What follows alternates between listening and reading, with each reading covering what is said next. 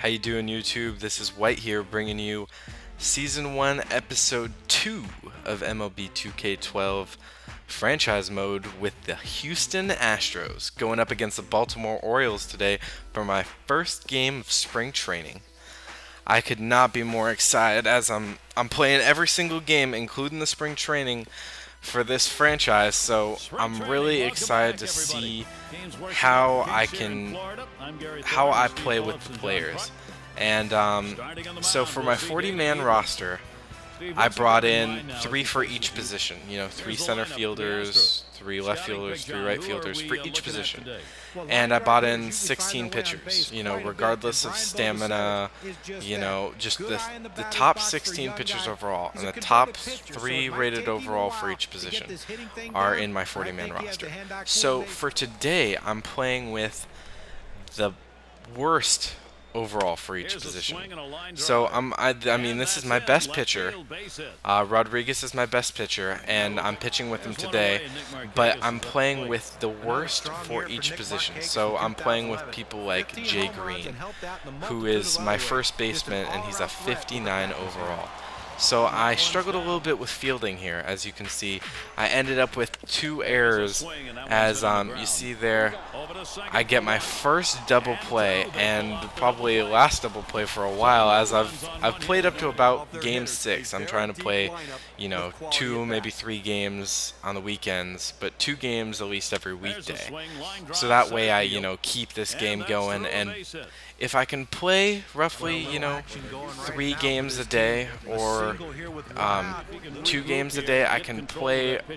It would only take me about 60-70 days to complete one season, which means I would roughly be completing a season every 2.5 months, which I feel like I would have, you know, 4, maybe even 5 solid seasons before the next MLB 2k comes out, which would be awesome to have this huge body of work and to be able to show, you know, where I took this Baltimore Orioles team. So you're going to be looking at this. This is going to be a long time series. So I am really excited to get this going. And you see there Rodriguez catching him with the 12-6 curve. He did an amazing job this evening. So, I mean, he was just so clutch. And with the state of my fielding, it was just, you see me pulling him off the bag again. I was just really struggling, and he made a lot of clutch strikeouts. So he really helped me. I was even surprised he made as far as he did inning-wise, because, I mean, our fielding was giving up so much. You see there just struggling here to be able to put someone out at first.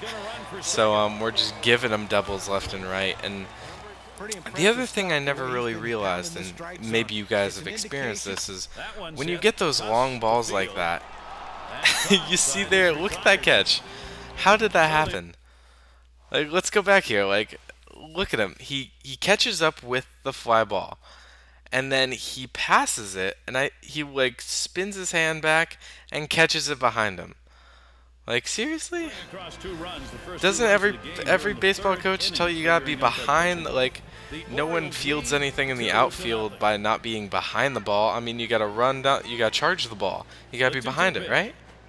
I don't know. I mean, that was just crazy. But, I mean, maybe you guys have experienced this where you're playing the outfield, right? And there's a long ball in the outfield, but you don't know where it is. And so you kind of just start running because you know that it's going fast and you know you got to get there. But when it pans up, you're running in the wrong direction, or your guys just turned around and now you have to turn them around again to start running in the right direction.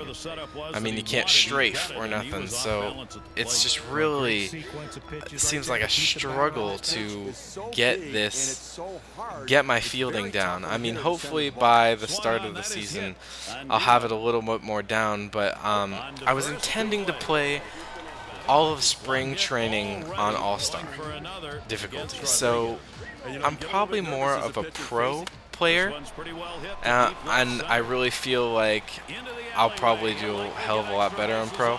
but I really felt like I wanted to have a consistent, even playing ground for all of the players to be able to make the starting lineup.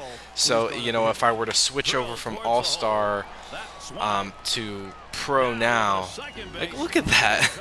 Look at that. He catches the ball, and then I think he's just going to throw it second, but no, he does this little turnaround put out, and they try and make this epic looking catch at second, but he's already on the bag. I mean, why even go through all that effort? I mean, I guess if he didn't, it might have been an error, but Jesus. So we nail one up the center field, and you know, finally hoping we can start get things going here, but you know, no luck. So we bring another strikeout with Rodriguez, and he's just killing him. He ends up with 7 strikeouts on the day, and I can't tell you how much that was that saved us from having this be a complete blowout. So, and you see there, I'm able to keep off the walk, but it was just, I really struggle with walks. As, have you guys seen that before? I mean, I'm just, sorry, I'm going everywhere. But when you hit, and like when you foul something off, or when there's like, you swung at something and you missed it, but it was a ball, they show this little like black square where it was or something like that, and I'm not sure what that means, whether like you can't hit there, don't try it again, like, or like your eye, your little blue thing that lights up around the strike zone to, you know, telling you where the pitch may be or where it is going to be, like maybe your eye just won't work in that direction. I don't know, I've never really understood what that means. But you see, we get a base hit there to left center field, and we may have something going, but no. Nope. They just one ground out after another, and they keep us sheltered. So you see there, I start running in the wrong direction, and I make it. You know, it's just such a, because you know that ball's getting out of the infield in a hurry, and you just feel like you got to be running some direction. So I mean, it was just a little bit of a struggle, and I mean, these fielders aren't the best, so I really didn't expect this to be a very close game, but you know, I definitely think Rodriguez made the difference. But you see there, Escalone coming in and getting a K. It was a little bit of struggle. Rodriguez was having some composure and stamina issues because we were just letting so many people on with our fielding, and so Escalone here, he gets the strikeout, but he allows the base hit to the corner, and our fielding is just atrocious. So, you know, that'll score another run, and even with 2 outs here in the 8th, they will just not let it go. And, you know, I make the mistake of hanging something high and outside, and they just take it to left center field, and they score another runner. And it's just, I mean, I'm just, at this point, I'm like, you know, we're ready for this game to be over. And so they get me, oh, and I didn't even remember we had that. He threw me off the bag for their only error of the game. And, you know, I feel like the computer tries to, you know, make errors work. But you see there, look, alright, so I catch the third baseman, and he's catching me in the pickle, and then I'm free. I'm going to run to third, and where the fuck did that guy come from? I want to know where he came from, like, honestly. Like, I got the third baseman off the bag. The catcher was still on the mound. Like, there was no way he was even close. Who was that guy? Did somebody come out of the dugout and, like, come out of the dugout and just help out with that pickle? Like, that was ridiculous. I thought I had it all the way, and when I saw that guy, I was more in shock than, like, fixing my base running so I wouldn't be out. But you see there, Pradas gets 1, Bixler gets 2 hits, and surprisingly or not, Green gets a hit. We only had 5 hits this game, but Green got 1 of them. So I mean, power to him. We got 5 strikeouts, but I mean, you know, I expect about 4 or 5 strikeouts a game. I mean, it's bound to happen.